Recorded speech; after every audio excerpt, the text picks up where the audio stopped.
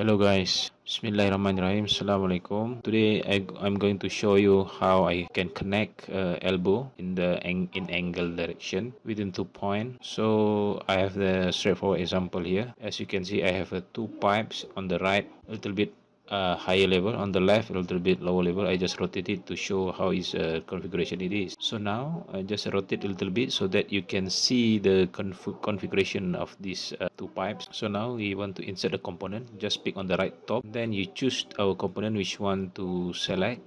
Okay, choose one, and then you unlock the angle, then you pick on the left down side point. The next point you want to make the connection, but now it's not in line, so make it in line first. Just move using the move command.